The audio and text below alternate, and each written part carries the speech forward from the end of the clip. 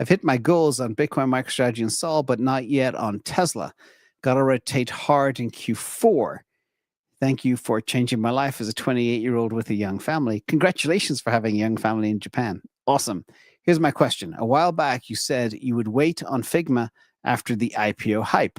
Kathy Wood and others have been buying this dip in recent weeks. Would you be interested in it now?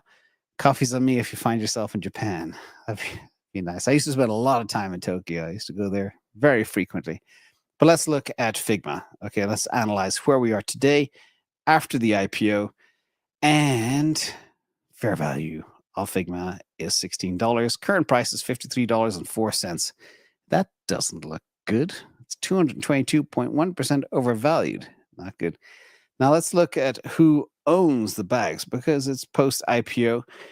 What normally happens post-IPO, especially a company like Figma, that's heavy Silicon Valley VCs behind it, the VCs and their LPs, the limited partners, need to pull the money out after the IPO. They got to the IPO phase, which means they're doing really well. Now they have to start taking their profits and giving it back to their partners. They do not hold forever. The typical life of a fund is like 5 years, maybe 7. But if you look here, the VC PE firms, private equity firms, own 45.3% of this puppy. That's nearly half. General public, 32%. Individual insiders, 17%, who will also be selling. Private companies, 3.91%. And institutions, only 1%. The institutions are not touching this thing. They're not touching it, which is, for me, a little bit of a red flag. Kathy is, because she likes disruption. But I'm going to talk about something I've never spoken about before. But this is the disruption of disruption, and how moats are destroyed in this age of AI, which applies to many different things too. So let's look at some of the good news regarding the financials. Revenue is supposed to grow 18% per year for the next 3 years, and they became profitable this year. This is good stuff. The bad stuff is the earnings are forecasted to decline by an average of 24.6% per year for the next 3 years, and that's not even taking into account potential disruption. That's not good. Yeah, revenue is growing, but margins are not. And that can be bad. Let's look at the chart. The chart for Figma, before I get to the juicy part, is down only during an AI revolution. That is disconcerting. Of course, the insiders and the PE firms have been selling as well. And that's just how it rolls after an IPO. You take your lifestyle chips off the table and you pay back your LPs. No surprises there. But I want to talk about the bigger story, the bigger elephant in the room. And this is what I call domino disruption. First time I've ever coined the phrase. But you have your different companies. So Figma was disrupting Adobe. Adobe tried to buy it. They offered way too much. And then I think the whatever groups that say it's bad for competition said they couldn't acquire them, so they didn't. But if you look at the difference in how Figma disrupted Adobe, they were cloud native. They enable real-time collaboration across a whole bunch of different creators. A very, very lean operation. It was very simple and easy to use compared to the Creative Suite from Adobe. It was also helped with the democratization of creativity. It meant non-designers, people that didn't go to school for 5 years to learn how to use Photoshop, etc., could now do it using Figma. And we have a team that uses Figma too to design our new product that's coming hopefully at the end of this month. And there is a whole ecosystem shift. Adobe lost a lot of creators to Figma.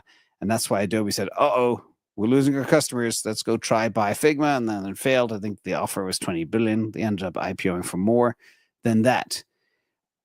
But this is where it gets really interesting, at least as far as I'm concerned. You have an incumbent player called Adobe, the 800-pound gorilla in the room, gets disrupted by this little startup, by some university dropout genius kid who set it up. And then what happens to Figma?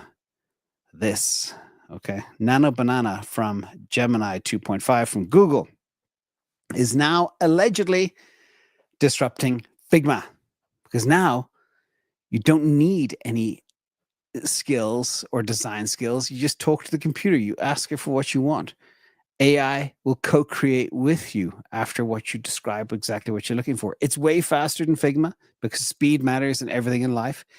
It enables mass creativity. Anybody can become a professional level designer. And I know the designers will say, no, they can't. No, I'm a designer and I'm the best, and no AI can do what I know that. Of course, you are the best. The point is, AI can spin up something in a fraction of the time that a professional can, and it might be 95 or 98% as good as what you could do. But the point is, it can help people move and operate faster and much more at scale. So no offense to the designers out there. But the cool thing that I really find powerful too is the Google ecosystem advantage built into Docs, slides, search, etc., is pulling users away from standalone tools like Figma. Again, don't fade the power of the Google ecosystem and the reach and the capability of all that they have, especially for the creatives. It's quite powerful. So the point I'm trying to make here is, would I invest in Figma? The answer is no. Let me tell you why. Because AI removes moats. There's a little nano banana image I asked for, is how AI is dispelling brains and how you've got a very big moat for an incumbent that's disrupted not once but twice. Adobe's been disrupted. Now Figma's been disrupted by AI. And Figma was AI. But now AI is moving so fast, everything can be disrupted. And that's what you need to understand. So when you talk about moats, you have to be sure that you have a moat like a coherent compute moat, a manufacturing at scale moat, an AI moat, a data moat, things that are not easy to replicate. They are the indestructible moats you need. But if it's just something like Creative Suite, yeah, you're going to be disrupted. So that's the double domino of disruption that you all need to be aware of. So looking at the chart, by the way, it could bounce. It could do well. Is it too risky for me? Is it too overvalued? Does the financials suck? Yes, yes, yes. So I wouldn't touch it.